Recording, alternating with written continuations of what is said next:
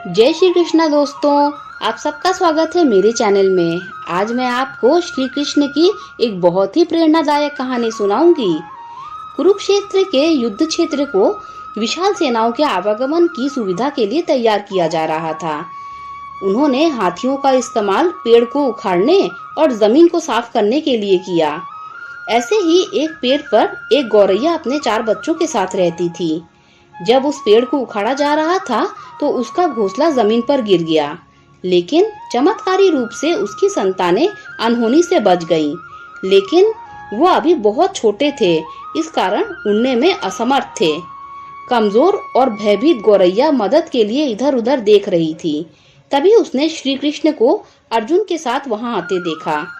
वे युद्ध के मैदान की जांच करने और युद्ध की शुरुआत से पहले जीतने की रणनीति तैयार करने के लिए वहां गए थे। उसने कृष्ण के रथ तक पहुंचने के लिए अपने छोटे से पंख फड़फड़ाए और किसी प्रकार श्री कृष्ण के पास जा पहुंची। हे कृष्ण, कृपया मेरे बच्चों को बचाएं, क्योंकि लड़ाई शुरू होने पर कल उन्हें कुचल दिया जाएगा। सर्वव्यापी भगवान बोले, मैं तुम्हारी बात सुन रहा हूँ, लेकिन मैं प्रकृति के कानून में हस्तक्षेप नहीं कर सकता। गौरैया ने कहा, हे भगवान, मैं जानती हूँ कि आप मेरे उद्धारकर्ता हैं। मैं अपने बच्चों के भाग्य को आपके हाथों में सौंपती हूँ। अब यह आपके ऊपर है कि आप उन्हें मारते हैं या उन्हें बचाते हैं। गौरैया ने विश्वास और श्रद्धा के साथ कहा, प्रभु, आप कैसे क्या करते हैं वो मैं नहीं जान सकती। आप स्वयं काल के नियंता हैं, यह मुझे पता है। मैं सारी स्थिति और परिस्थिति एवं स्वयं को परिवार सहित आपको समर्पण करती हूँ। भगवान बोले, अपने घोंसले में 3 सप्ताह के लिए भोजन का संग्रह करो। गौरैया और श्री कृष्ण के संवाद से अनभिज्ञ अर्जुन गौरैया को दूर भगाने की कोशिश करते हैं।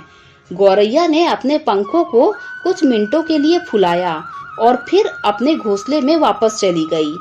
2 दिन बाद शंख के उद्घोष से युद्ध शुरू होने की घोषणा की गई। कृष्ण ने अर्जुन से कहा, अपने धनुष और बाण मुझे दो।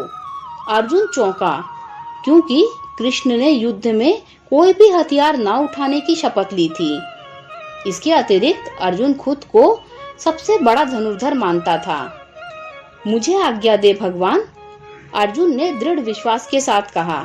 मेरे तीरों के लिए कुछ भी अभेद नहीं है। चुपचाप अर्जुन से धनुष लेकर कृष्ण ने एक हाथी को निशाना बनाया, लेकिन हाथी को मार गिराने के बजाय तीर हाथी के गले की घंटी में जा टकराया और एक चिंगारी सी उड़ गई। अर्जुन यह देखकर अपनी हंसी रोक नहीं पाए कि कृष्ण एक आसान सा निशाना चूक गए। क्या मैं प्रयास करूं? उसने स्वयं को प्रस्तुत किया। उसकी प्रतिक्रिया को नजरअंदाज करते हुए कृष्ण ने उन्हें धनुष वापस दिया और कहा कि कोई और कार्रवाई की आवश्यकता नहीं है। लेकिन केशव, आपने हाथी को तीर मारा? अर्जुन ने पूछा, क्योंकि इस हाथी ने उस गौरैया के आश्रय को, उसके घोंसले को, जो कि एक पेड़ पर था, उसको गिरा दिया था। कौन सी गौरैया? अर्जुन ने पूछा। इसके अतिरिक्त हाथी तो अभी स्वस्थ है, जीवित है, केवल घंटी ही टूटकर गिरी है। अर्जुन के सवालों को खारिज करते हुए कृष्ण ने उसे शंख फूंकने का निर्देश दिया। युद्ध शुरू हुआ। अगले 18 दिनों में कई जानें चली गईं। अंत में पांडवों की जीत हुई। एक बार फिर कृष्ण अर्जुन को अपने साथ सुदूर क्षेत्र में भ्रमण करने के लिए ले गए। कई शव अभी भी वहां थे, जिनका अंतिम संस्कार होना बाकी था। जंग का मैदान गंभीर अंगों, सिर, बेजान सीढ़ियों और हाथियों से अड़ा पड़ा था। कृष्ण एक निश्चित स्थान पर रुके और एक घंटी, जो कि हाथी पर बांधी जाती है, उसे देखकर विचार करने लगे। श्री कृष्ण ने कहा, अर्जुन, क्या आप मेरे लिए यह घंटी उठाएंगे और इसे एक तरफ रख देंगे? निर्देश बिल्कुल सरल था, परंतु अर्जुन को समझ में नहीं आया। आखिरकार विशाल मैदान में, जहां बहुत सी चीजों को साफ करने की जरूरत थी, कृष्ण उसे एक धातु के टुकड़े को रास्ते से हटाने के लिए क्यों कहेंगे? उसने प्रश्नवाचक दृष्टि से उनकी ओर देखा। हाँ, यह घंटी, कृष्ण ने दोहराया। यह वही घंटी है जो हाथी की गर्दन पर पड़ी थी जिस पर मैंने तीर मारा था। अर्जुन बिना किसी और सवाल के भारी घंटी उठाने के लिए झुका। जैसे ही उसने उसे उठाया, उसकी हमेशा के लिए जैसे दुनिया बदल गई। 1, 2, 3, 4 और 5 4 युवा पक्षी और एक गौरैया उस घंटी के नीचे से निकले। बाहर निकल के माँ और छोटे पक्षी कृष्ण के इर्द गिर्द मंडराने लगे एवं बड़े आनंद से उनकी परिक्रमा करने लगे।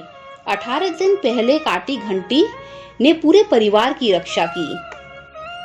मुझे क्षमा करे हे कृष्ण, अर्जुन ने कहा। आपको मानव शरीर में देखकर और सामान्य मनुष्यों की तरह व्यवहार करते हुए मैं भूल गया कि आप वास्तव में कौन हैं। दोस्तों, अगर आपको ये मोटिवेशनल स्टोरी अच्छी लगी हो तो लाइक कर दीजिए, मेरे चैनल को सब्सक्राइब कर दीजिए।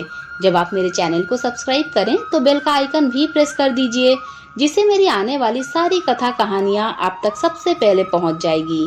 Thanks for listening.